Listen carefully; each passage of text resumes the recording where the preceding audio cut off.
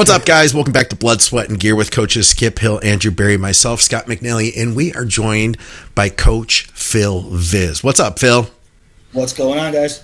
All of our programming is brought to you by TrueNutrition.com. Use our code THINK to get some awesome carb products, high-quality proteins, everything else you can think of from a company that you can trust, TrueNutrition.com. SupplementSource.ca for our Canadians. And thank you to everybody from Patreon. You guys are literally saving my butt because we just got the James Hollinghead episode demonetized for whatever reason. No reason at all. They just didn't want to give me money for making that show.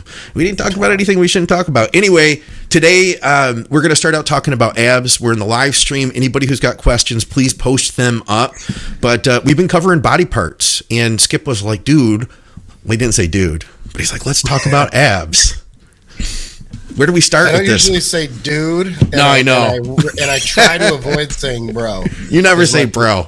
As much as possible. It's not very common. Every now and then I'll throw a bruh, but that's not very common. And it's kind of sarcastic when you do. Yeah, exactly.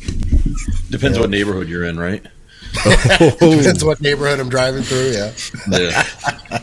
No, I think when we talk about abs, we got to look at it in a couple different ways. One being, a showcase of the center point of the physique on stage, but then also additionally, as a tool to make sure you can continue to do the lifts that are going to keep, say, your legs and your back and your other tissues going. So I think we look at it as two different things, if you get what I'm saying. Mm-hmm. And sometimes they're not mutually beneficial to each other, right? Because if you say take a powerlifting abdominal training program and you try to give it to a bodybuilder, that's not going to end up, showing very well on stage. They're going to have really, really thick abdominals, really thick obliques, and it's going to pull away from that taper that we're always trying to look for.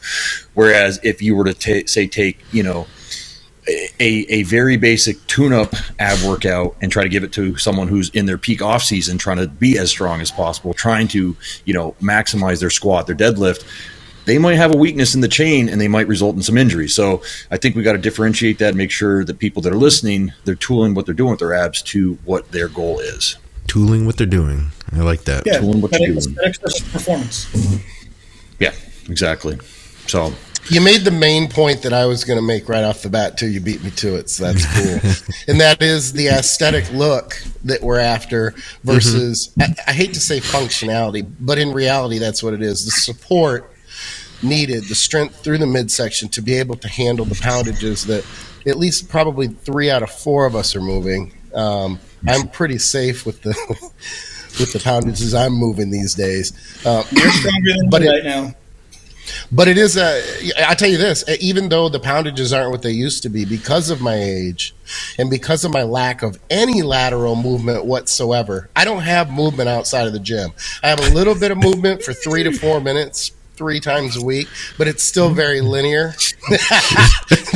There's not much lateral movement there. So, and I make that joke, but the reality is the older we get, the less we move. And not only the less we move, but the less we move not in a straight line. So if you're still training, you can, and it could be argued too, when I say straight line, forward and backwards versus, look, if you go out, I know if I tried to play 10 minutes of pickup basketball, I'd be done training for the next 6 months. So there isn't any, like if I always laugh and say if someone grabs my wife's purse or something and takes off, I don't care what's in it because I'm going to blow kneecaps, cartilage, hamstrings will be the least of my concern. I'll probably blow a glute and a rear delt at the same time. I'm not going anywhere. So there's just that lack of, for most people in the older demographic, that lack of not just movement, but lateral movement. And that's where we were getting into, I don't want to get ahead of myself, but the QL and some of the muscles of the midsection that as you age, even the TVA for that matter, we lose strength in the TVA, and unless you're specifically doing something for it, you can have great abdominals and have a weak TVA. And you see it all the time in older bodybuilders. I think one of the reasons for that is, like you said, the TVA gets weaker because we, just relax more. We just sit around more. We don't do as much. You're not consciously, keeping that in and flexing that and using that. And we eat so much, which is counterproductive to it as well. Yep. Yeah, I think that's one of the biggest areas in all of physique sports, or physique competition sports, that is overlooked, is your transverse, simply because that's what holds everything in. That's what allows your waist to be small. That's what allows you to suck in. That's what allows you to have a small, tight waist. People have this misconception. I had this misconception when I was a kid, that I thought everybody who had a flat stomach just naturally had a flat stomach. No, everybody in the world whose stomach is flat is sucking in. Like, to some degree. Nobody walks around 100% relaxed and has a flat stomach. I'm sure there's somebody, but generally speaking, nobody has a flat stomach. And I thought that people had flat stomachs was just because they were that's what I thought when I was younger, and I realized when I got older that that's not the case. And then I think there's probably a lot of people, even people that are going to view this, that think that this person's a flat stomach. If the person's stomach's flat, they're sucking in to some degree. Yeah. What too I've noticed is it's the guys, and I think Victoria said it to me first, was like that you get the skinny guy syndrome, where guys who are generally really skinny haven't done a lot of sucking in their lives because they don't have to do that to look good in a t-shirt, and then they take their clothes off to get on stage, and they don't necessarily have the strongest transverse abs because they haven't been practicing that, versus you put a few pounds on and then you're pulling it in on a regular basis to hold it together. You know what I mean? Mm-hmm. Skinny guy syndrome. Well, I think that having a strong transverse also is going to play into the topic that we're going to discuss, is the abdominal training, simply because the way abs are going to contract most efficiently are actually inward, not outward.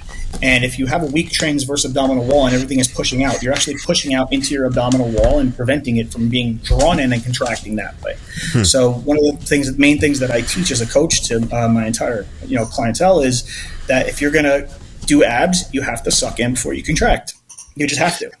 Here's the thing, and talking about that it's an excellent topic, but the bitch is you can't even, you struggle to explain it because they're going to struggle to understand it. Plus, even visually, it's difficult to show. It's almost, and this is the best way I've come up with it. You guys tell me if you agree with this or not, but it's almost as if that when you're doing, let's just say, a rope crunch, that there is a component of a vacuum going on during the entire, not sucking it back to your spine. It's not over exaggerated, but there is that control of the TVA, and you can't. I don't think it's very easy to explain to the layman or to the novice, I guess. Well, I don't like vacuums as a pose. Back in the day when I was doing, Geared Up and whatnot, and I was doing all those educational episodes, which seems like forever ago, almost 10 years ago now, actually. We're coming up on 2024. That was 2015. Wow. So, long time. Those are great segments, too. Those are great segments. Yeah. I'm sure that I can go through them and punch some holes in some of the things that I've said because I've gotten smarter and more advanced. We did that on an episode here with my old forum posts that were hilarious. Oh, yeah. But, I think that vacuuming is very effective, and I talked about it on Geared Up about vacuuming to make your waist smaller. And then, what I saw is like a lot of people started doing vacuums on stage, and I actually don't like the way that looks at all. I was suggesting vacuums to strengthen the transverse abdominal wall, to shrink your waist and make everything more efficient, not to hit a pose on stage. I actually don't like vacuums at all on stage. Really? What don't you like about them? Yeah, because there's a few where you like, that looks pretty nice. Sometimes they can be impressive. That's what I'm saying. I don't like them a whole lot. Impressive. No, it's impressive. I don't like the aesthetics of it. I don't think it's as aesthetic as showing your abs or a streamlined waist. Like even when I was competing, I would not suck in to the point where I had a vacuum. I would suck until my stomach was flat and my waist looked small, so like medium sucking. I think that's where we need to differentiate between the classes, right? Because bodybuilding is exactly what you just described. You're not trying to do a vacuum to where you're seeing the rib cage, whereas in classic, you might want to show that pose just to show that kind of abdominal control, how small your waist is, and then hit the ab shot. But then looking at, say, men's physique, I think that's a whole different ball game because in that division, these guys want to sit on their abs in a way that we don't. Like in bodybuilding, right? We're doing our front relax, we're spreading, and we're expanding. Yeah, we're expanding up. Whereas in men's physique, they're sitting on them to make them look as hard and deep and chiseled as possible. So I do think we got to talk a little bit about that as well. Well, that's also going to go back into ab separation, for example. If your transverse abdominal is weak, then it's pressing out into that abdominal wall. So it's rounding out, it's being pushed out. So you can't get that stomach flat. When you can't get your stomach flat, your abs are not going to separate. You got to draw them in for your abs to be separated. So men's physique competitors absolutely need a strong transverse abdominal wall, even though they're not going to hit a vacuum on stage. I do think it's impressive on stage, you know, when the classic guys do it. I think it's more of a performance thing, like look at what I can do, rather than an aesthetic thing, because I don't see it as aesthetic at all. Well, get older, and you can't really pull as much of a vacuum, and then you'll be really fucking impressed with it. Because honestly, you know, the small waist, whether it be, you know, vacuum or not, but the vacuum plays into it to someone who's older. Small waist is aside from bodybuilding points and, you know, placings and everything else, it's a sign of youth that is lost. The older bodybuilder. And to someone like myself who, you know, I'm not chasing a pro card, and, you know, it's not about how many wins I can tally at the end of the season. It's really kind of staying in that chase for my youth. And I can't stand, I can carry extra body fat because that's okay. You know, to be a little thicker in the offseason, I can't stand not having the small, tighter waist. It drives me. It's been one of my main motivators to stay lean. There are other things like injuries and everything else, but the point being is that is a big draw for a lot. You know, and I work with an older demographic too. I mean, I work with everybody, but I still have that pull where I'm relatable to the older demographic, especially from Elite FTS. So a lot of these guys want the same thing. It drives them nuts as well. I'm working on it now, Skip. After having gotten sick and not being able to breathe well, I can't, like, I have to do like a lot of belly breathing. And I noticed with that, I just let my stomach hang loose and do that for 2 years. That has changed over the years. It is actually healthy to breathe through the belly now versus what we were taught when we were younger of breathing by lifting the rib cage. Well, when I say belly breathing, I mean just let it hang out. Like I can't, if I would pull in, then it's like I can't breathe. So it's just 2 years of it hanging out. Now I'm finally like feeling a little bit better, so I'm working at it. But it is an uphill battle, that's for sure. Skip, let me pose another point to you about what you were just talking about, for example, because you're talking about like an older demographic and the stomach coming out and things like that. But you know, we have to think of all the factors that encompass or that relate to what it is that we're talking about. So if we're talking about the abdominal wall not being able to be drawn in, not being able to be flat, it's not always just a weak transverse abdominal wall. A lot of times in older populations, as we know, we get insulin resistance as we get older. Everyone does. There's no such thing as not getting your insulin sensitivity worse when you get older. It's just the way it happens as the body breaks down as you get older and things decline. So what happens when your insulin sensitivity is down and you get some insulin resistance, you accrue visceral fat more easily. And when you accrue visceral fat more easily, it presses out against that abdominal wall, and it'll give you a belly. So anytime that I get masters competitors and older competitors, I am like glued to their A1C. Like I have them send it to me like every month because I want to see where their sensitivity is, and I don't want it to get out of hand. I just put a pro on stage for masters at Tampa, and then a show before that. I think he took second, but that was one of the first things that we looked at, and he actually had a lot of insulin resistance because he was 50 years old. So what we had to do is we had to put a base of Lantus in there to get his blood sugar start trending down and his waist shrank. You know, so it was absolutely related to his visceral fat. So I think that that's also something that's overlooked, is that people that have bellies tend to have insulin resistance. I do think, though, in defense, I'll use myself as an example. I don't have blood sugar issues pretty much at all. I don't know why that is because, 53, I don't want to say coming up on 54, but I'm closer to 54 than 53. But because I think I've trained for so long, and especially staying relatively lean with phases of not being so lean, but they're very short, for, say, the last 10, 12 years, I don't have those. I can be on growth hormone and running, I say, higher doses for me, and still not have to get on a base. I mean, I've got Lantus in the refrigerator, and I'm dying to use it, but I have no need to use it because I'm fortunate in that sense. That's Andrew.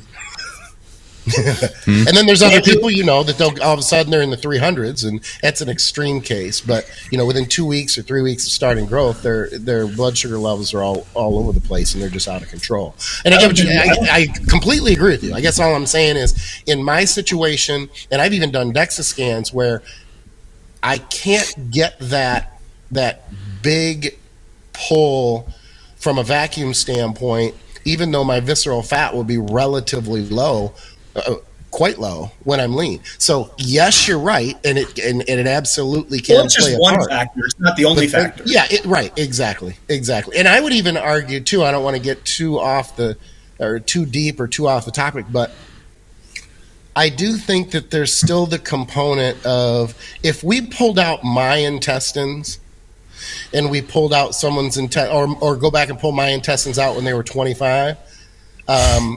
I'm pretty sure that there has been some cellular growth or an elasticity issue from pushing food and being a bodybuilder for so long. It's the rubber band effect. You can only stretch it so many times, whether it be the stomach or the intestines, over so much time, where I don't secretly want to have to go in for a procedure, but if I have to go in for any type of procedure, I would like a picture of my small intestines, or at least to ask the doctor, were you like totally shocked and just couldn't believe what you saw? Were my intestines bigger than they're supposed to be? Well, how about this, guys? We do have people that are going to say, like, well, hey, I want to learn how to grow actual, like, more show muscle to my abs. So if you have somebody who, say, did have a shallow set of abs and they're coming into a show in whatever 16, 20 weeks, we need to build some ab muscle. What do you guys suggest? You have a client that comes to you in that situation. Well, first it's train them versus not training them, because most people don't give them the attention and the focus that they deserve. It's kind of like, I'll throw in calves at the end. Maybe I'll throw in some ab work. Yeah. So, like, what would you tell somebody to do? Every day, every other day, once a week, and what exercises? Grab it. I'll go. Andrew, go ahead. Yeah, I'll go, man. So off season, I want athletes to be doing their abs twice a week. I want one day to be doing some type of, weighted ab crunch or a machine that replicates that if there is one. And the other day I want them to do some type of leg raise, and it's not like this crazy intense stuff. It's, 4 sets of 15 to 20. I don't want you working so hard that you contract up and everything. And that's another note. If you've ever had hernia surgery, you are at major risk for your whole abdominals just cramping out of the blue when you're doing some of your ab training. For me, I have to ease into it very, very slowly. And some days I just have to say I can't do it. Pre-contest might give it a little bit more attention. 3 to 4 days a week, maybe. And then it comes down to, like, okay, is someone having a back issue? Are they having, a hip flexor issue? Then we might address the certain exercises, or we might actually add a little bit more of a load to it, where we might actually push some, 8, 10, 12 rep sets with the ab training. But generally, I just want you moving them and doing something, contracting, stretching them. And more so, it's really for that control, because I think abdominal control is the biggest thing here, because nobody really knows how to flex their abs. If the first time you are manipulating your abs is when you get on stage, of course it's going to look weird. It's not going to look proper. But if you have been doing abs twice a week, you've been doing vacuum exercises, you've been mindful, you've been doing the belly breathing, you know how to manipulate and control your abs. So on stage, you're going to be able to show that control and show a better taper. So I think more than anything, it's building that mind muscle connection to your abdominals. How about you, Phil? What would you tell somebody? Well, I kind of dropped the ball on this, so you called on me, to be honest. I have a ton of off-season programs designed for training. I forgot abs in all of them. So a client will text me and they'll be like, well, what do we do for abs? And I don't want to just sit there and be like, oh, I forgot. But I'm like, just put it at the end of upper body. There. In prep, I have them training their abs before cardio. But again, it's not really for abs. It's more so to drop their blood glucose and put them in a fat-burning zone. But I do have them in consistently in prep. Off season, just completely forgot to put it in, and I missed calves too. So at some point, I have to revise that. So I'll tell them just do calves. I'll discuss with them what to do for calves and how to train abs. I even have instructional videos that I send to clients that are only for client exclusive that teach them how to train these body parts. But I forgot to put it in all my off season plans, so it's not in any plan that I have. So I kind of dropped the ball on that one. I'm kind of going the other direction than you guys, which is kind of cool. And that's what I waited for, to see if maybe mine was different.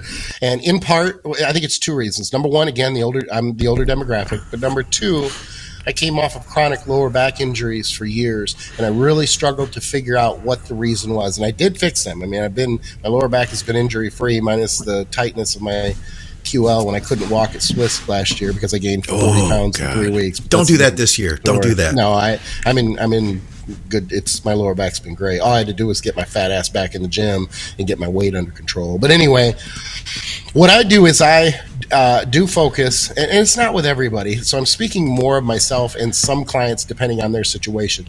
But if there's any type of questionable vulnerability with the lower back, hip flexors, whatever, lower back pain in general, even if it's not current, but they have a past with it, I do think that not only leg raises, but things like decline sit-ups, not full range, but where you can involve, a lot of the ab training for bodybuilders these days, vast majority of it is more isolative in the sense that it's more just for the ab wall. And I think that that's leaving out from a structural integrity component, it's leaving too many tools in the toolbox.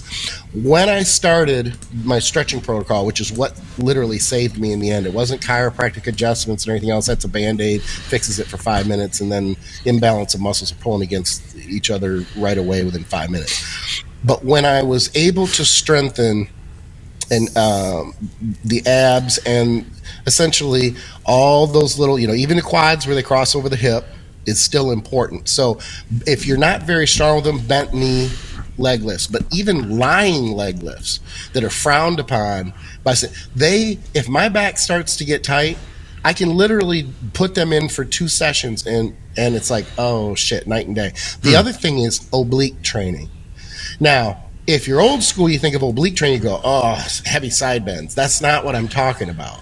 I'm talking about something like wood choppers. I'm talking about, which is something that bodybuilders don't even usually incorporate. They'll be like, oh, that's a CrossFitter. That's a different type of exercise that we don't, it's kind of foreign to bodybuilders. But for stability, obliques, I mean, if you think about it, it's huge, and especially for the QL, and I don't want to dive too deep into the QL, but a lot of older bodybuilders do have issues with their QL, and they can't pinpoint where the pain is, so they just naturally assume, it's my lower back, it's my erectors, it's not engaging my glutes, which is a problem because a lot of people won't have their glutes engaged, and I always say doing bent over rows, and I've always used the cue that with clients because my chiropractor training partner used it with me. You have to literally, in exercises like that, pretend that you're holding a pencil, long way, up and down, between the crack of your ass, and you can't drop that pencil or you'll injure yourself. And he would always come up to me, I was doing bent over rows, and he would literally, middle of the set, and he would jam his finger into my glute, not my starfish, but into my glute, to make sure that my glutes were contracted, because when they are contracted, that takes so much of the work off the lower back as far as stabilization. So these things are important too. And I know that I'm kind of going all over the place. I'm kind of a discursive kind of guy, but it's all still the same topic. Point is a lot of the ab development, I don't need abs. I don't have poor ab development. And if I'm lean, my abs they're great. My situation, a lot of older guys is, and especially if they've been training for a long time, they have the musculature from a visual aesthetic standpoint. They just don't have the strength of everything that surrounds it, from the TVA, potentially QL issues. Obliques might not be balanced, or you have an imbalance.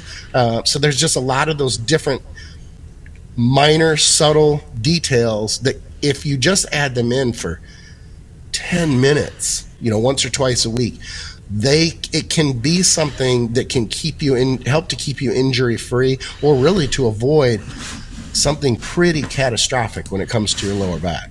Well, I'll tell you before we move on, my first experience with abs, my first contest, I didn't have a lot of muscular development, and I'd always been told, you build abs in the kitchen, right? And I got into shape, and I had veins going through my stomach, and I hardly had abs. It wasn't until I dropped water until that you could actually see them, dominantly, like they actually showed through.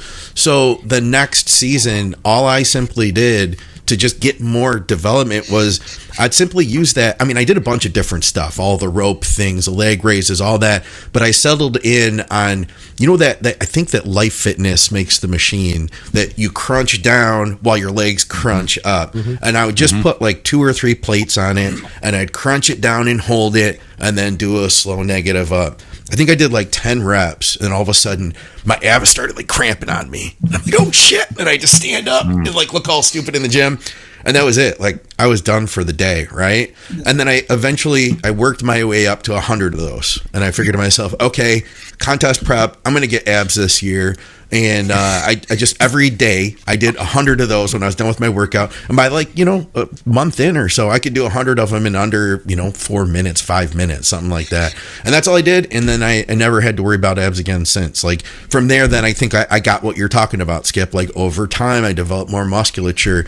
So, tip for the new guys, you know, you do have to, at some point, build them, right? You know? I got a funny story that goes along with this, actually. Everybody's going to laugh at me. So, yes, you're right. You do have to develop them at some point. Now, me personally, like, I don't brag about how lean I am because I've literally had abs from the day I was born. You're that guy. You're that guy. I hated you all my life. But they weren't deep. They were very, very shallow, barely able to see abs. And then when I think I was 14 or 15, I got a computer, I got AOL, I was in chat rooms, and I met a girl that was going to be at a match that I was going to be at. And that was going to be in about, I think, 6 or 7 weeks or something like that. And I told her I had great abs, and I didn't. So I must have done 1,000 crunches every single day. You were motivated. And my abs have been deep and thick ever since. You know, like, but you have to, like, really, like you said, you have to really build them at some point in order to have that separation and that depth, that definition and that depth. You can't have depth if there's no muscle there. Yeah. Wait a minute. I guess I assumed that the funny part of the story was going to be that you were catfished by a fat 35-year-old when you were 14. No, she actually, pretty lame ending to that story. She didn't show up at the match. She what? She didn't show up at the match. She ended up dating a different guy in my weight class that the next year I faced and beat the piss out of him for that reason. I bet you had better abs than him, too. He had abs. That's right. Well played, Scott. Well played. He was better looking than me and went to a private school, so he probably had money. They're like, Phil, you don't need to take your shirt off to wrestle in this match. Like, you need to wear your onesie thing. And he just runs out there, Kurt Angle style, friggin' straps off, and they're like, no, you need to put the top on. You're like, huh? I can't understand you. I was vicious in that match. I got a penalty point. Like I was being an asshole. Like, I was genuinely, like, still mad about it. Hey, what's up, guys? I have a lot of people who reach out to me on a regular basis who are trying to more effectively reach their goals. One of the biggest mistakes I see people make is that they're not getting enough protein. And there's only so much chicken breast we can eat through the day, but we can easily add a high-quality protein supplement to boost those numbers up. True Nutrition has just about every protein powder you can think of, from high-quality whey isolate. If you don't tolerate lactose, then you could use their beef isolate, or you could use their pea protein isolate if you don't eat animal products. They literally have everything you'd think of. I've believed in them for like a decade before they advertised with us, and they never went out of their way to say, like, hey, we want to promote our stuff through you. I literally asked them because it's a company that I believe in, and at the end of the day, I want to see you guys reach your goals as effectively as possible. So if you use our code THINK at True Nutrition, you'll get some savings, you'll help to support our programming, and you'll get some high quality products to more effectively reach your goals faster. All right, I got something I've been wanting to ask you guys all day. I saw this over at the group. Cain Batista had said, question for the show, thumb off for pulling exercises. Is that myth or legit? And I said, wait, is that a thing, Cain? And he said, I see Dusty with his thumb on, like his barbell row. I've always been told thumbs off while pulling. I pull thumbs think off. it all. Do you? Yeah, I do too, but I pull thumbs off, but I do think it depends on the thickness of the bar, right, the handle angle, because you'll also see, like, on some chest pressing machines, I don't want to wrap my thumb under. I keep it kind of on the side, or even like this. So I think it comes down to a number of factors: thickness of the bar, angle of the bar, in relation to your body's anatomy. But yeah, generally I'm a thumb off guy. And you know, it's funny to hear this question because, I've been training for so long and I had to literally think about it. Yeah. So that makes me think you're just too deep in the minutia. Now, I can understand that I'm not saying it's not a valid question. All I'm saying is to train so long, and I kind of got the sense you guys were thinking about it too, like, damn, how do I? Now, and I know I'm more of a hook grip guy for pulling, but you make a good point, Andrew. If I'm doing chins, because I'm not very wide shouldered and my scapula don't open, I have to use straps. Otherwise my hands will want to pull in on the bar. That's just, it's something with my structure that I have to keep. So I'm very limited on my grip when it comes to a chin or a pull up for that reason, because they'll want to slide. So I have to wrap. That's one of the few pulling exercises where I will have a thumb under what I call it a whole hand grip. Now, Dusty, I'm trying to think, I've never pulled 10 plates. Yeah, we can't do this back a little bit. Yeah, so it's kind of hard for me to, but I'm thinking when I'm rowing, no, when I do barbell rows, I do have a whole hand. It's still a hook. Sometimes, do you guys do this? Where it's like this. Okay. I do that for press. Yeah, okay. So you're not over, you're not under, and I'll do it on pulling. Like if I'm doing rows, that's just a natural grip for me. Yeah. But I still think, not that it's an invalid question, but I just wonder if it's almost like what feels natural to you. Don't overthink it. I wonder if it's like an over gripping thing, because if you really crank down on that, I was going to make that point. Ahead. Yeah. Yeah, I wonder if that's it. And I feel like if I'm lifting something that I imagine, I've never rode like Dusty has, but I imagine if I did, I'd take like everything I had to hold on to that bar, Well, let's take into consideration the fact that Dusty can row 500 pounds and fucking rack at 1,000. So your back's not going to not grow. Your spine's going to break or your back's going to get big. So he's like monstrously strong. So like, I would argue that you have rode like him, Scott. You just don't have the same poundages. Like the feeling is the same, right? It's just that maybe the weights that you're doing, no one's stopping to videotape and watch. No offense. And arguably the strength from your biceps, your brachialis, your forearm grip is going to be comparable to your rowing. It's going to be relative, to me, like it is to Dusty or Phil or any of you guys. So that's a good point. Yes, it looks like a lot of, and it's a lot of weight, but he could probably still hook grip that with the. I don't know that he would need the added extra strength because yes, his back is strong. It's not like he has a weak grip. You know what I mean? He's not missing in the grip department. And I know he uses VersaGrips too. Like he doesn't use anything else. Oh, really? This is a topic that I've actually put a lot of thought into. If you guys don't mind for a second, really? But, because I feel like it's an important topic. I don't think thumbs on, thumbs off is going to make a difference, but I do think that it helps with being foolproof. For example, because of the point that you made, people try to torque the equipment a lot of times, so like a motorcycle. So a lot of times, when I teach people to row, I teach them wrist backwards a little bit. Because everybody has a tendency to try to come over top and get some internal rotation and use their rotator cuff and kind of torque and leverage the movement. And you can see when you do this is a clear way to see it, is you get yourself a figure eight straps, the one that wrap around your wrist, and they go around the bar, and then it loops around your wrist, got two loops. Yeah. So take one end of that loop, hook it on the handle, you put the other loop on your wrist, and you row like that. You do open-handed because the strap's holding on for you, and you'll realize how much weaker you actually are when you can't get any torque on that handle.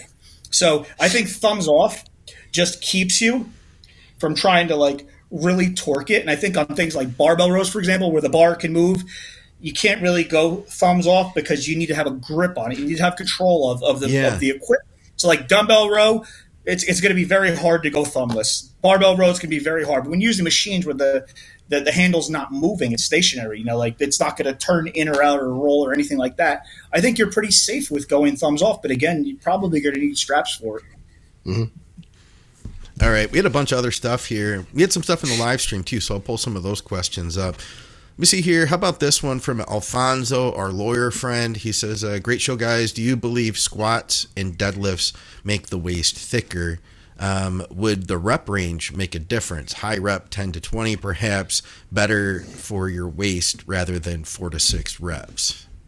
Thanks for watching, Alfonso. Can I take it one step further and just add to the question and ask you guys this?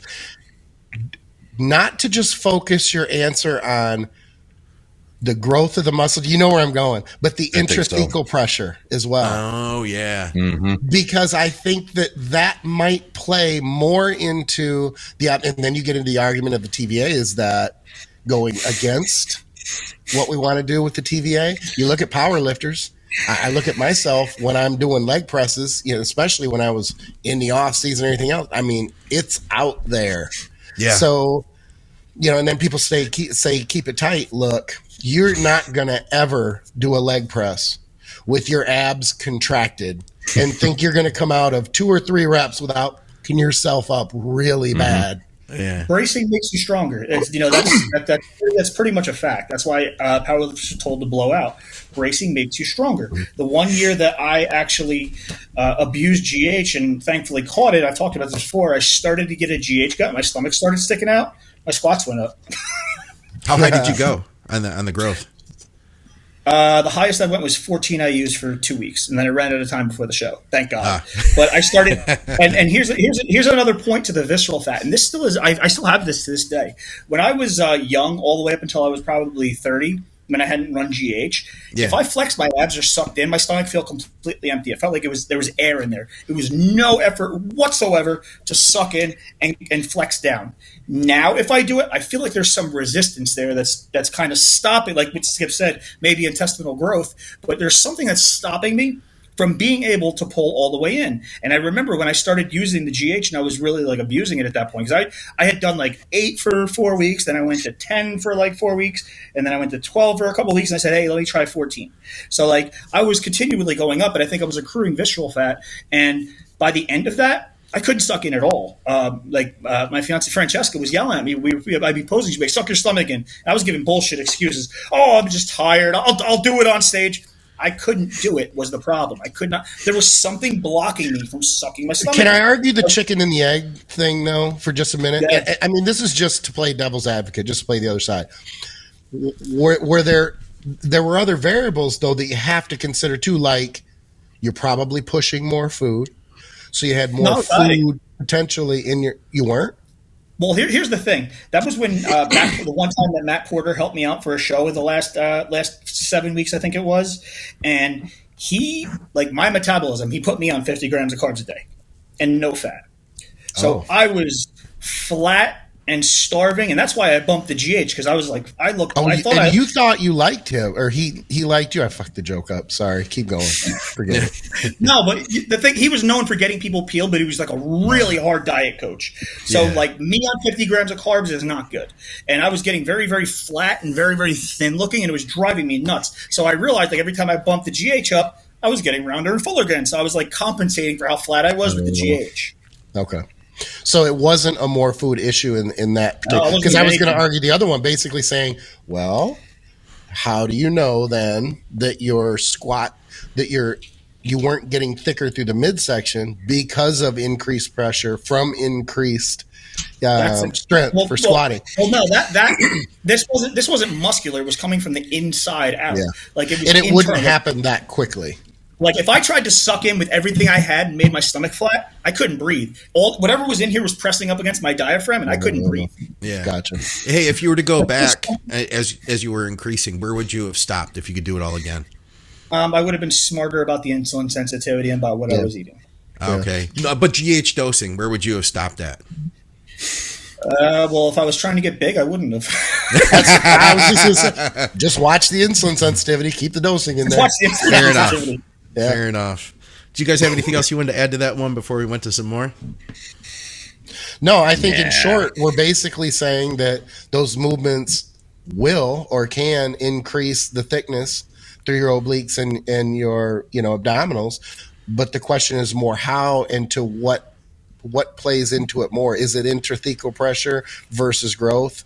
Is it insulin sensitivity? There are a lot of variables in there. I just think I'll say it before you guys do, and you may disagree, but I do think that based on my experience of what I've seen working back and forth between bodybuilders and powerlifters, I denied it for a long time, but I do think the guys who squat and pull bigger, I don't think it's a coincidence that they have thicker midsections. Yeah. Oh, hey, Scott Stevenson's with us. Back to that, the gripping thing. He said the reason would be to keep from over gripping, which tend to mean the arms are overly active and can lead to less focus in the lats. That's a phenomenal point as well. Yes. Yeah, and you didn't read that last part, but that's gold too. Hands are hooks, elbows are hinges. Yes. That's You know what? Here's my really problem. very concise. And I think all of our problem. We all know that. It was just, it's so obvious to us that we didn't even think to bring it up as a point, because it's like the first thing we think of to not use your bicep. So we do sometimes have to remember to really go back to the beginning, I guess, of the thought process, because I know all of us know that. It's elbow travel. It's not hand or wrist travel. It's elbow travel. Where are those elbows going? All right. How about this one? What Andrew just said, that's rampant in fitness, though. When I used to manage gyms in New York City and I had to develop training staff, they always shied away from the basics and tried to get into the complex stuff and almost forgot about it. And, we would go through, pitching, training, sales, and going through assessment, all this stuff. And they never wanted to do the simple stuff. So they're like, oh, that's basic. Like, no, to them, it's rocket science. To you, it's basic. Yeah. Right. So we kind of forget that the things that are easy to us are not easy to everyone else. Yeah. So, or that because they're boring to us, they're going to be boring to other, to the people that we're trying to teach. And that's just not, you can't approach. I do the same thing with seminars, and I always go in going, man, they're going to think this is boring as hell. But I emphasize, as long as I've been in the game, you have to get the rudimentary basic stuff, and you have to master it. And too many people think that they've mastered it, and they haven't. All right. Here's Let's a case say in point. Here's a case in point to what, because I just started this. You guys are gonna laugh. This like breathing program, right? It's all about. It's like a morning routine to try to. I paid for it too, to try to relax your psoas, to help your back, help your posture, all these different things, right? And of course, he sends you the all 12 or 18 weeks right at once. So of course I'm like, just laying on the ground and doing breathing. Like I already do that. I could do that while laying in bed. So I'm scrolling down, but I did catch myself. Cause I said, wait a minute, this guy's the expert. This is how he's teaching the program. I would be completely upset if someone did this to one of my programs and just skipped to the hard stuff. So to know, to your point, Skip, I went back to the very basics and did exactly as it says. Yep. All right. I think we got an injury situation here on the live stream. Let's say you're doing a hamstring exercise and on the eccentric part you feel a small pop in the belly of the hamstring muscle, or any muscle for future reference. Is there a way of somewhat guess if it's a tear without some sort of medical scan? The pain right now is only when putting pressure on the squat. I'm not good at distinguishing the difference between pain that is something serious and not. If that's the case, then you should definitely go and have it looked at. I mean, like if you're kind of one of these people that like a 3 feels the same way as an 8 in terms of pain to you, like you definitely should go, you should definitely go see someone. But in terms of, because hamstring pops are, grade 1, grade 2 tears, they're common, they happen. Usually they'll be followed by some blood pooling. Sometimes you might not notice it until 2, 3, 4 days later, and it might hang around for, 2, 3 weeks even. I can remember my training partner, he had what looked like a gunshot wound worth of blood sitting on his hamstring and glute from a very similar situation for like a month, I felt like. And, here's what I tell people to do with these kinds of situations is if we even think it's serious, absolutely go and get it checked. But I have people go in like 3, 4 days later and say he was doing the hamstrings. I would say, okay, get on the hamstring curl.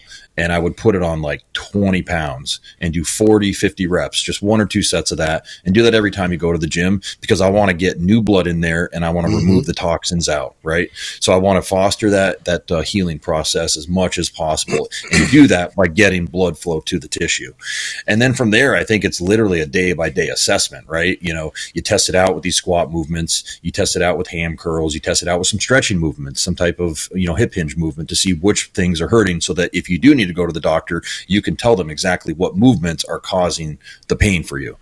And from there, it's real hard because I don't feel comfortable taking the place of a doctor or a qualified PT. So it's one of those things where on myself, this is what I do for analysis on myself to determine if I need to go see a professional. For most of my clients, though, it's like, hey, let's just get it scanned. Let's get it looked at after we do some of that rehab stuff that I was talking about, because it could have just been a little twinge, And just to be clear, clear, it might be gone. When you say like stretching, you're not doing like extreme heavy stretching, right? You're like kind of feeling it, right? I'm talking like, okay, if I might be doing, how you can touch your toes? Yeah. I'm not touching my toes. I'm like, okay, put my hands on my knees and then seeing at what point as I travel down that I start to feel tension there. I just wanted to be clear on that stretch, Yeah, no. And when I say stretch, I'm when I was mentioning stretch, I meant on the eccentric part of the hamstring curl. Yeah. That's kind of your stretch movement, and usually you can assess, how many degrees of motion can I get out of this before I start to feel something. And you might not feel anything.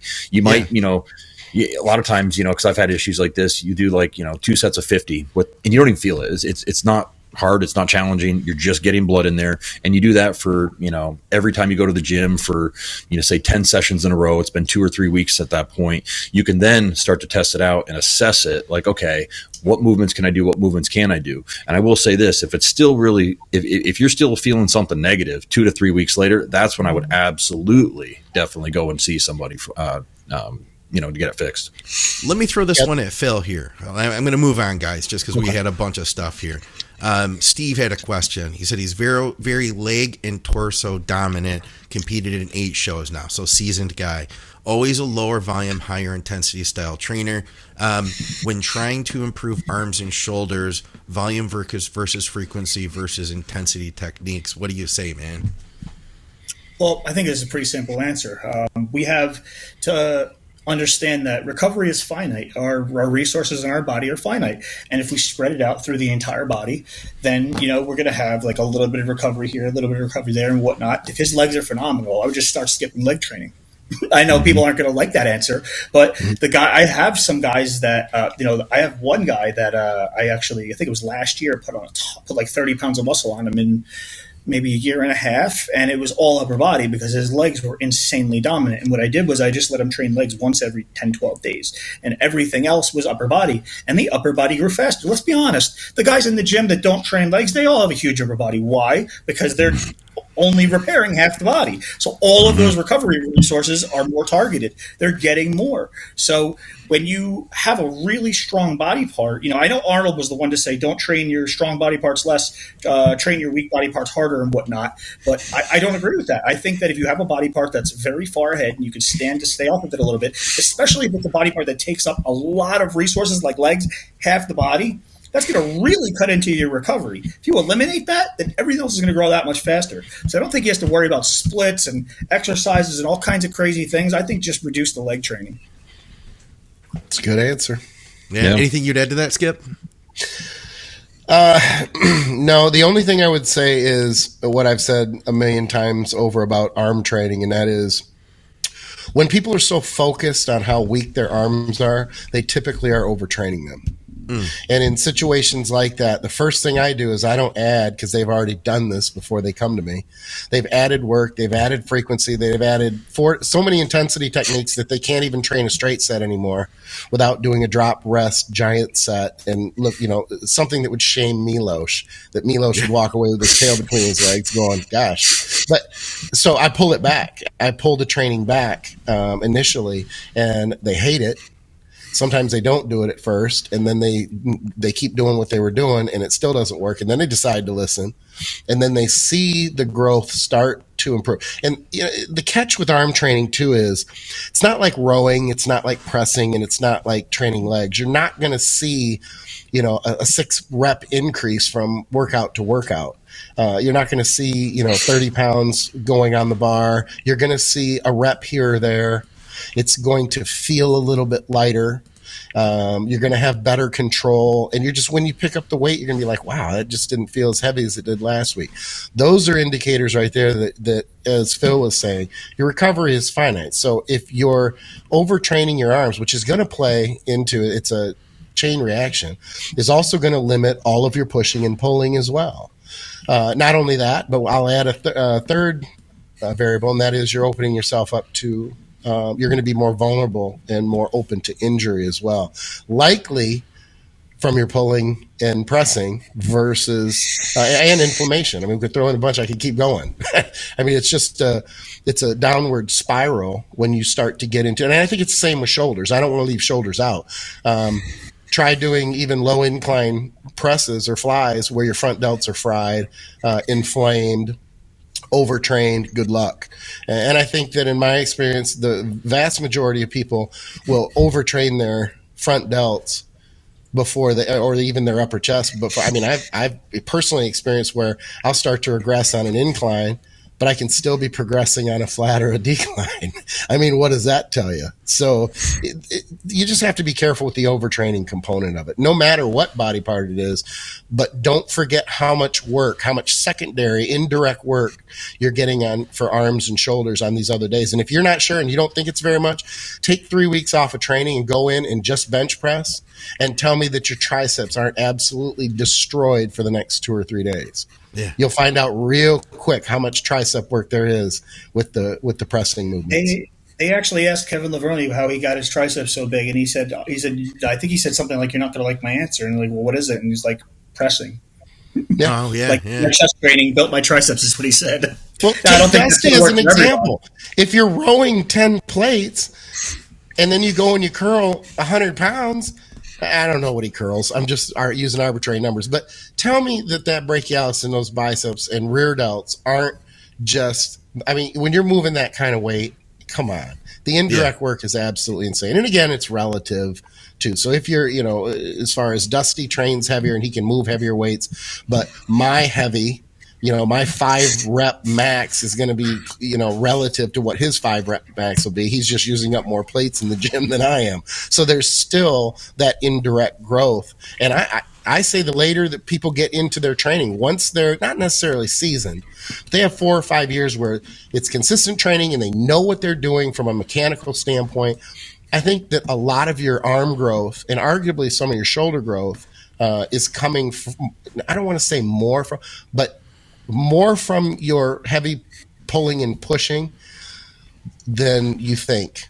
And I think most people think it's only the direct arm work, and they're missing the boat on that. I've got one more thing for us, guys. Kind of a new segment that we're trying to do.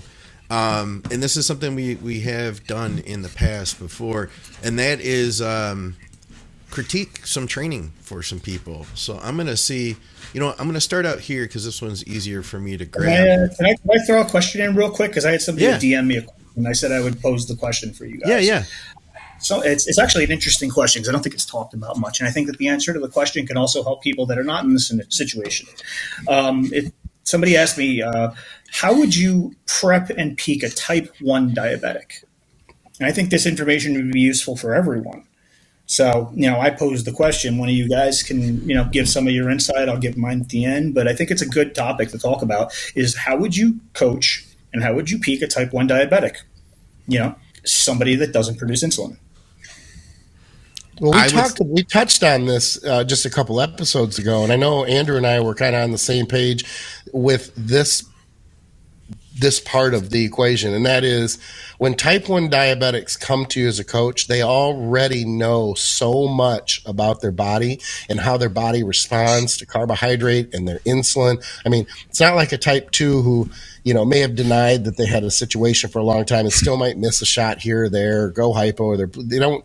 Type 1s monitor their blood sugar like a freaking machine. They know where it's at. Half the time they don't even have to monitor it, and they know where they are. So it is, I think, easier with a type 1. I worked with Anth Bales. It's been a while, but back in the day, and he was a classic example. He knew where everything was. He knew his body inside and out. So I think it would be a lot harder to get a type 1 who hasn't been in bodybuilding very long versus a type 1, like I've had more than just Anth, but Anth is who comes to mind. He knew what was good. So honestly, there wasn't a whole lot to do. There wasn't a lot of different methods. He even skip loaded. So I don't want to take up the whole, but that's what comes off the top of my head.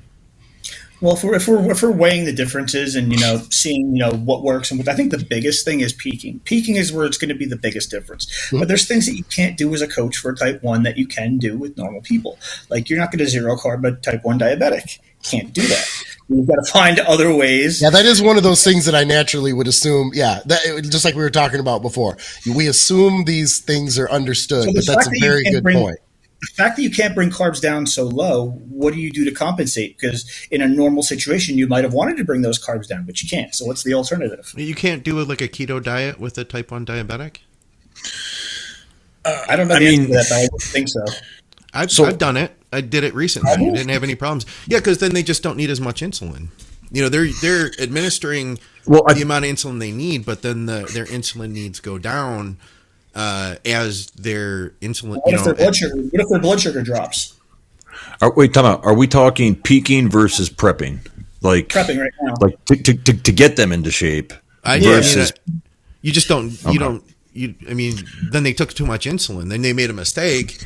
And I have had that happen, but then they just use, they might come to me and be like, hey man, I messed up and I ended up needing to use some carbs. And it's like, okay, we get back on plan. But I had a guy who worked with a really big name coach recently, actually. He might even be listening to this. And the way that this coach works with people, he works with some of like the best of the best. And he's used to working with guys who respond really well. So he did like an entire long off season with this guy, and he loaded him the way that, let's say, you would load a Nick Walker in an off season, and for instance, and he ended up building some muscle, but he also put on a lot of fat too, and he wanted to get in shape. So we didn't do a prep, but we got him down to like actually he was going to do a prep, but then he decided to move to Germany, so that whole thing was off. Anyway, we dieted him down, and eventually, just like anybody else, who was dieting hard and had just like a poor response, we worked our way down to keto, and he got down to needing about, I think it was 20 units of insulin. And I remember, do you remember Eric Serrano said something, Skip, about insulin needs for a diabetic at Swiss? And he said he thought that 20 units was about that sweet spot. And I said, well, let's just see if there's any truth to that. And that's about what we got down to, was he needed about 20 units a day. And then he ended up doing okay with that. And eventually we did start adding carbs back in, because he was at that point where like his body needed the carbs. You know what I mean? It's like eventually, after he's been on it long enough, it's like he's kind of stagnating, and we're like, well, hey, let's try some carbs pre-workout, right? And then he started to do better with that. And now he's slowly reversed. And then he, like I said, he planned to move to Germany, which is like a last minute thing. He got a job over there, and so that him and his wife were going over there. And then so he said, I'm not going to do a show, but I don't really want to lose condition. And we ended up riding, I think, just like 2 carb meals for a few months, because he was like, I just want to stay in shape. I don't know what I'm going to do next. He came off all the gear and all that. But yeah, we got down to about like 20 units a day, and he didn't have any need for, I think, any fast acting insulin either. And, but he was, he managed that, and he just kind of kept me posted of what he needed. And, but yeah, he had no problems with it at all. There was like maybe 2 moments, and he was the guy we talked about the other week when we were talking about insulin guys, when we're talking about diabetics guys. He was a guy who had a poor response to Clen. If you remember, we were talking about that. He couldn't use Clen. Clen spiked his blood sugar like crazy for some reason. I don't know why, but even like a tiny dose did. So we didn't use Clen. We considered going on T3 if he needed it, but then it just turned out to be one of those things where like, well, we don't need it, so let's not use it. Mm-hmm. Now, I have some questions, because I didn't even know that was possible, to be honest. So what was his blood sugar doing throughout the day? Where was it hanging around? Was it going up? Was it going down? Was it staying the same? I'm curious. I'd have to ask him. He'd report in on how he was doing.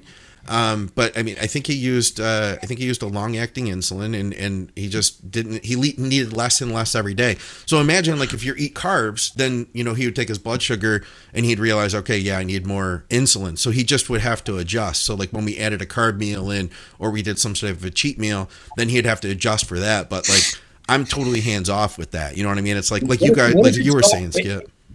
It never dropped due to activity like fasted cardio, hard leg workout. It never just crashed on him. I was wondering the same thing. It almost have to be so in preps are, I get it, but it would have had to be above and beyond so regimented. And that's how it comes back to how type 1s are, that they typically are incredibly structured and regimented. And I mean, you did touch on something, Scott. You did say that we slowly over time brought it down because you can't be bouncing all over the place. There has to be this very, very rigid. Yeah, we didn't do anything crazy at any given time. It was incremental. Like, okay, you know what? I think that we're starting to slow down. Let's remove these carbs and let's change this to fat. And I talked to him all along the way with it and stuff. So, and he is a guy who is like super, in touch with what he's doing. He's obviously all his life he's been dealing with this. Which would be difficult as well to load or to cheat or to offset the metabolism, because if you're so low carbohydrate or keto, and I always say it's bodybuilding keto, it's not true keto, but, so it would be very, very difficult to do that. I know in my, this is just me, and I don't have, this. I've worked with a lot of people in the amount of time, that I've been prepping, but I can't claim and would that I've worked with a ton of type 1s. But I think that it's safe to say that, well, I know in my case, they would still load because I would not want to pull. I'm okay with dropping carbs, but I wouldn't want to pull them real low because I still want to use a loading protocol of some type.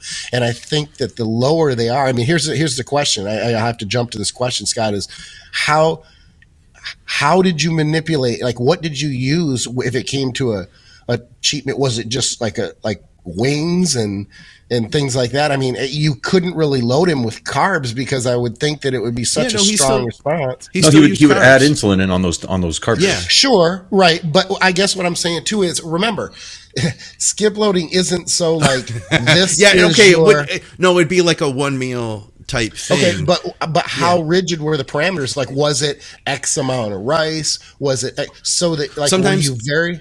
We had done things like, have something that you want and just be conservative, a meal that you want, let's be conservative with it and let's see how you look from that. But he was, put it this way too, the way I feel is that because he was so, when I say sensitive, I don't mean good sensitive.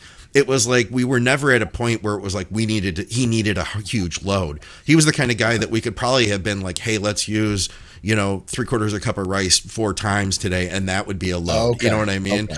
Because like he just never got there to that point. Yeah. The other thing is that most diabetics today, they have continuous glucose monitors. So like you'll know up to the minute on your phone, that's what he uses. Mm-hmm. And the other thing I was going to say to the type 1 nature of type 1s, most of these people find out that they're type 1 when they're children. I know we're starting to see some type 3 type insulin, dependency needs now, but most of these are kids. So like, think about like if you had a habit that you developed as a child and it was ingrained in you, like you need to be on top of this for you to survive. Of course, as an adult, and then you get into a sport like bodybuilding that is also very type 1. You need to do this now. You need to do this then. It's really not that hard, honestly. I find type 1s to be almost easier than regular people because they already have the glucose monitor. They already know how to take insulin. You know what I'm saying? Like they already know how to track these things. And I'll take you even further.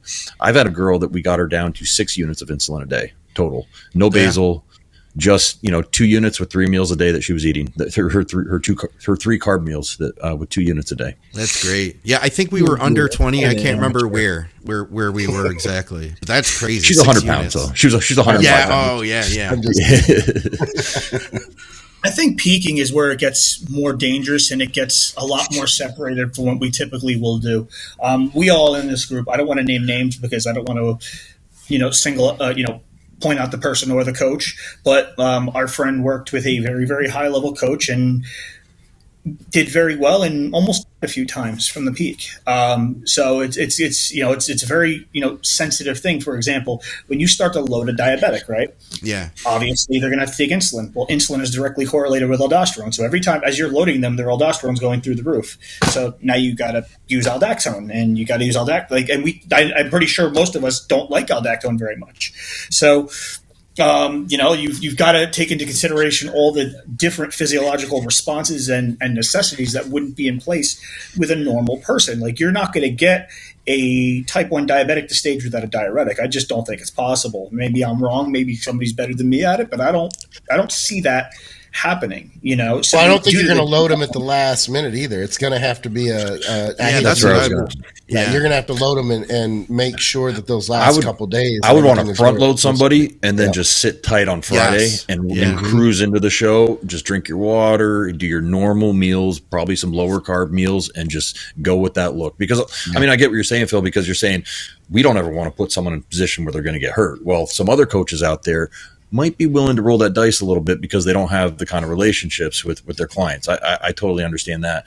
But honestly, I just look at, me and the client as being the pancreas for the person in that sense. You know what I'm saying? Yeah. Like, I think that if you kind of have that mindset, you're not just guessing, you're making a very educated based off of the prior responses that this person brings to the table of telling, okay, I usually need to have 5 units of Humalog with a meal with 50 grams of rice, or I need to have, you know what I'm saying? And then as the prep continues, yes, you probably need to use a little bit less insulin with each meal as they get more and more sensitive and more as they get leaner in general. But I think if we just kind of play the role of the pancreas between, I'm not just saying me as the coach, but me and that client, I think it's almost easier than the average person. Mm-hmm. Well, I mean, then you've got to take into consideration, the actual night before and the actual show day. As we know this through medical literature, that being dehydrated causes insulin resistance. So, we've got to, what would normally be, like you said, the correct amount, in a normal situation is not going to be the correct amount in that situation. We don't know how far that insulin resistance has gone, how long they've been dehydrated, what they use to make it worse. They take diuretics, made it even worse. So when you don't have fluids facilitating motility, when you don't have, when your insulin resistance starts to kick in, then, it's more of a micromanagement situation. That's not hard. I mean, it's not impossible, but I think that's harder than a normal person to hold it because of those reasons. They still have to eat their meals on show day. They still have to eat their meal the night before when they're already dry and water is reduced and everything. I hate to say the word cut because that implies that it's completely gone. Right. So yeah. We stop heavy water at a certain point and then we micromanage it. So I call that reduction. But it's going to be harder to manage all of those things. You've got to micromanage it more, and there's probably going to be a lot of guess and check going on. Blood sugar might shoot up. They might take what would be a normal amount of insulin, even a little bit more, and it doesn't do the job. Then you got to take more and check again. You got to take more and check again. So it's going to be a lot of monitoring to really peak somebody in those situations. I think you hit on something, Andrew, and it would apply to that case is having a continuous monitor, because then you don't have to worry about like recheck. You can just constantly look on your phone and see. That would be super. Yeah, and I also think that'd be super helpful for him. To add to that, I think you need to make it as simple as possible. Even simpler. Like, honestly, I would err on the side of no diuretics with the diabetic, because I would want to get them fuller earlier in the week. And then I would want them just to naturally dry out by increasing protein and lowering the carbs on Friday. And then I would probably rely on just a little bit of vodka or alcohol as a diuretic effect versus an actual pharmaceutical diuretic in that situation. I mean, that's what I've done, I should say. So, but yeah. It's a good topic. Well, I mean, if he's done it and it's worked, then that holds water, right? So like I don't have a lot of experience peaking type 1s. I have friends. I think I've only done it one time. So, I'm not entirely sure from an experienced standpoint. I'm just basically going off of what I know from the medical literature and my base of knowledge. So it seems like you guys have a lot more experience in this. That's why I'm trying to like listen and pick up what you guys are saying and process it and everything. I'll say, Phil, the person that you and me were thinking of here, I think his coaches and maybe him have always taken the hardest route to get to stage, if you know what I'm saying, because the minute the guy gets off stage, he's got – is he what? Real big guy? Really big guy. Okay, one of the biggest. Really. Oh, yeah. And really when he gets off stage, it's almost like, holy shit, get the medics over here right now. It's one of those carried him situations. to his room last time, remember? So like I watched you doing it. I was livid that he put himself in that situation, and that his coach would put him in that situation. Because to me, That's it was where I'm clear going with that. what they were doing was wrong. They were loading a lot of sodium. I'm talking about he ate a boat of sushi before bed with like 10 packets of soy sauce at bedtime. He had pancakes, all kind, and like the sausage, like poured salt on it in the morning. I think he did somewhere around like 16,000 milligrams of sodium from the day before up until stage. But he was also taking insulin. Insulin causes super physiological intracellular concentrations of electrolytes. Fancy way of saying it pushes more salt into the muscles. So his body was like seizing up. He was essentially dying, and it made me so angry that a coach of that level and that stature and that education would do that, because it almost seems like he would know better. I could tell you stories, and we could all tell stories, but there's another very famous big name coach who literally put his client seized up, had a seizure the night before a show, had to go to the ER, and the coach just said, "Take another diuretic." That's right. Back it's like he didn't even read that. Hey, I just got back from the ER. My body seized up. Like, I don't know what's going on. I'm very lethargic. I can't see clearly right now. Okay, great. Take another diuretic and tell me how you do tomorrow. And this is for nationals. Based on what I know of top name coaches, I can narrow this down to 2 people. But I'm not going to say it, obviously. I'll ask you after this, but I bet you on that. I can narrow it down to 2 people. Yeah, I know you know who it is. I know you're thinking of it. Yeah. All right. We actually ran out of time. That was a great place to end. Phil, we appreciate having you back on, man. This is really cool. I love being here, guys. Thanks. I appreciate you. Where do people reach out to you if they want to follow along with what you're doing? I'm always on Instagram, just Phil.Viz. Pretty easy. Phil.Viz. I'll put that in the description.